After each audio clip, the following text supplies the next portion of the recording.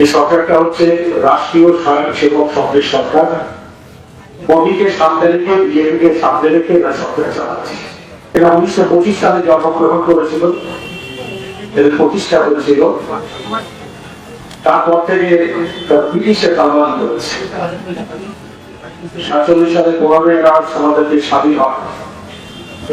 এই পরিবর্তন ইংরেজদের কালবান করত। আর আমাদের দেশের স্বাধীনতা সংগ্রামীকে ইংরেজ পুলিশের হাতে কমিয়ে দিত, স্মাইল করত। গরিব কি করতো ইংরেজ সরকার? ইংরেজদের পোশাক কুর্তা ছিল। ইংরেজ কখনো বিপুলের একলা দেশ হতে পারে না। এখানে 4.5 কোটি খ্রিস্টান বাস করে। উত্তর পূর্ব ভারতের 6টা রাজ্যে যারা সংখ্যাগরিষ্ঠ, এখানে 1.5 কোটি শিখ বাস করে। পাঞ্জাবে যারা সংখ্যাগরিষ্ঠ 16 থেকে 17 কোটি মুসলমান বাস করে। বহু রাজ্যে তারা একটা নিরাপদ শক্তি। এখানে মানুষ নানা ভাষায় কথা বলে, নানা সংস্কৃতির মধ্য দিয়ে ভারতবর্ষে বসবাস করে। এই ভারতবর্ষকে একসাথে বাঁধলে চলবে না। এই ভারতবর্ষ ধর্মনিরপেক্ষ। এই ভারতবর্ষে ধর্মাচরণের স্বাধীনতা সকলের থাকবে। যে যে ধর্ম পছন্দ করে সেই ধর্ম আচরণ করতে পারবে, কিন্তু রাষ্ট্রের কোন ধর্ম থাকবে না। সেই মানুষের সেই ভারতীয় জনতা পার্টি আসলে যারা হিন্দু ভাষা, যারা এক সময় জোট সংঘ ছিল, তারা আজকে বলছে এক দেশ এক ভাষা এক ধর্মকে কি করতে হবে কেন? একবার ইংরেজটাকে মুখে শান্তি হয়নি। এক ভাষা দেশ হয় আমাদের দেশের জন্য কত ভয়ঙ্কর কথা। তাহলে বাঙালিরা কোথায় যাবে?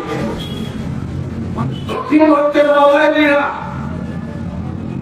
কর্ণাটকীরা, তেলেগু, তামিল, এই বিভিন্ন ভাষার মানুষ সারা দেশ, নানা রাজ্য, নানা ভাষা, নানা সংস্কৃতি। তাদের উপরে যদি সকলকে কত হিন্দি চাপিয়ে দেওয়া হবে, নিজের ভাষা ভুলে যেতে হবে।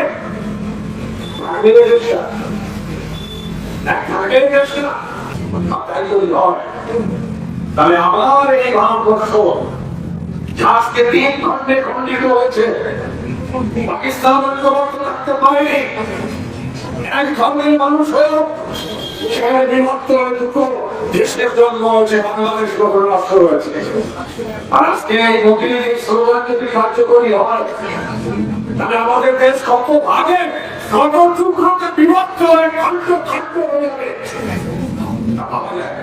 যে রাষ্ট্র প্রধানমন্ত্রী এ শুধু মুসলমানরা হিন্দুকে ভাগ করতে চাইছে তাই না, এই হিন্দুদেরও ভাগ করতে চাইছে।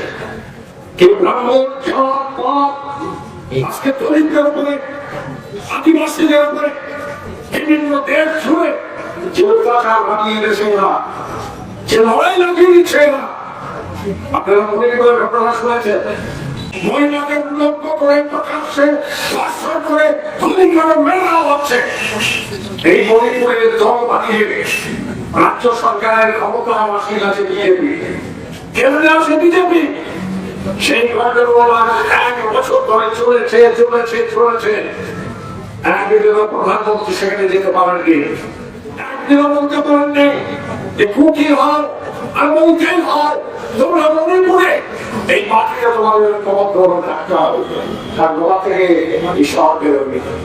এই কদিন আগেও রাজস্থানে শুভকরণ সিং বলে এটা 23 বছরের যুবক সহ আর 5 জনকে হারিয়ানা পুলিশ কুত্তার মতো রাস্তায় রাজপথে বের দিল। কি করেছিল তারা? তারা তো গুলি চালায়নি, বোমা চালায়নি, তারা বলছে আমাদের গ্রামের সরকারকে মানতে হবে, মানতে হবে।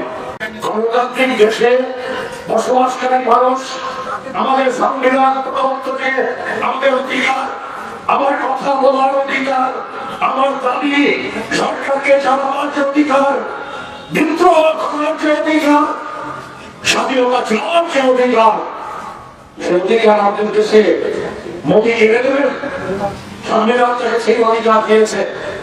উনি ওখানে তত্ত্বে বসে আছেন,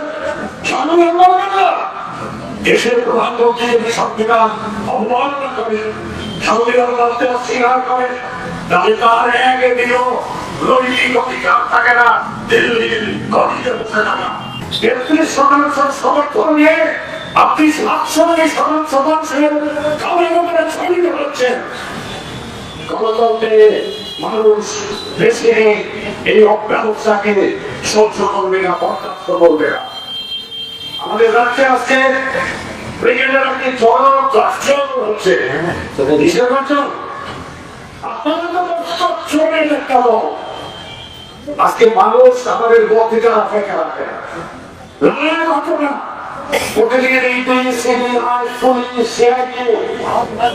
চোরে চোরে ভক্তি চুরি অভিযোগ, এই অত্যাচারের পথে গোটা পৃথিবীতে মানুষ সহ্য করেনি। একদিন না একদিন